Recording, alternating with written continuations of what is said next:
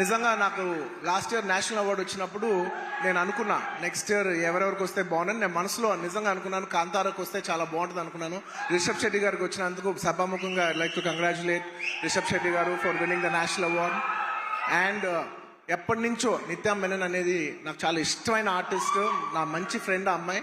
So నిత్య, congratulations. I'm very happy that you got national award. Your an actor who truly deserves to get this award. I'm very very happy for you. And అలాగే మన తెలుగు సినిమాల్లో కార్తికేయ సినిమాకి వచ్చింది.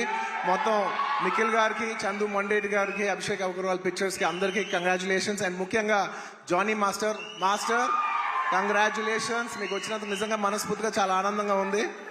ఎందుకంటే choreographer అనేది నేను చాలా క్లోజ్గా పనిచేసిన టెక్నీషియన్. నాతో ఎన్నో సాంగ్స్ చేశారు, మంచి బుట్టబొమ్మ ఇలాంటి మంచి మంచి పాట చేసిన జానీ మాస్టర్కి వచ్చినందుకు నాకు చాలా ఆనందంగా ఉంది. అందులో మన తెలుగు వాళ్ళకి వచ్చినందుకు మనం అందరూ గర్వించాలి.